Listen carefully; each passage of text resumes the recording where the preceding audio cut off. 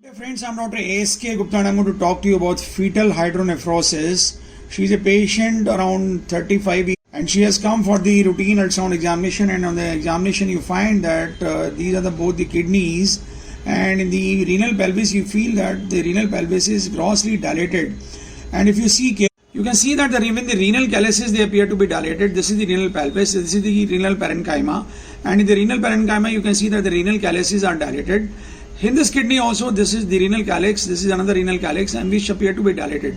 And she's been having this persistent dilatation of the renal pelvis and renal calyces even after an interval scan of about 35 to 40 minutes.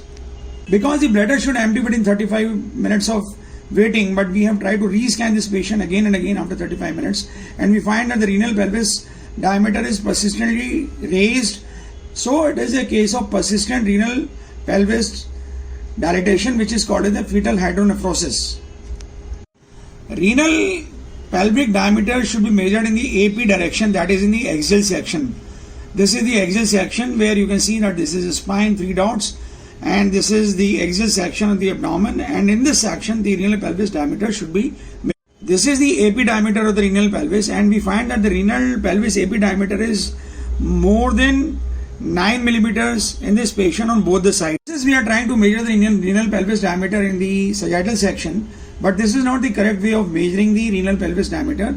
The AP diameter of the renal pelvis has to be measured, and here you can see that this is the kidney, this is the renal pelvis which is persistently dilated, and the renal pelvis diameter in this section is also 9.7 millimeters, which is high.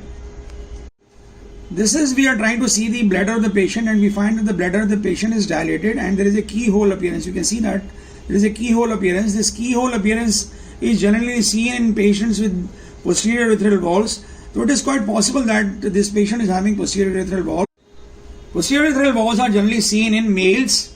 Sometimes a term called as pilectasis is used. Pilectasis is used when the renal pelvis diameter is transiently dilated more than 4 millimeters at 16 to 20 weeks of gestation, and this is generally because of the pelvic-ureteric obstruction, and these cases they usually resolve. But if the renal pelvis diameter remains persistently elevated more than 7 millimeters at 28 weeks or more than 10 millimeters in the third trimester, then it is called as the severe hydronephrosis or persistent hydronephrosis. I repeat, when it is more than 4 millimeters at 16 to 20 weeks, it is mild hydronephrosis.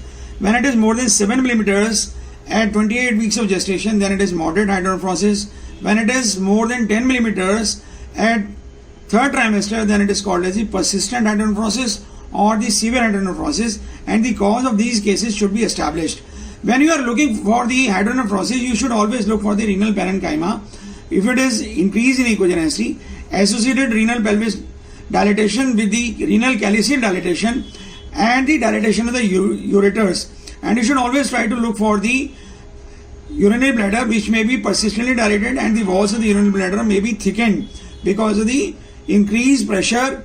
Causes of the persistent renal dilatation are posterior urethral valves in males, there is congenital pelvic-ureteric junction obstruction, or the congenital vesico-ureteric junctions. These 3 important causes are seen in most of the patients, though there can be other causes like ureterocele, urethral agenesis, congenital megaureter, megacystic microcolon syndrome, but the colon in this patient appear to be normal, or there can be megacystic megaureter syndrome or fetal vesico-ureteric reflux. These cases may be associated with the Down syndrome. It is important to know that mild pilectasis or mild hydronephrosis is generally because of the uretero-pelvic reflux or uretero-pelvic obstruction. This we are trying to put color into both the kidneys, and we find that the kidneys do not take up the color well. Usually the kidney even in the fetal life should take up the color very well, but when the renal parenchyma is compromised because the back pressure changes, the kidneys may not be able to take up the color.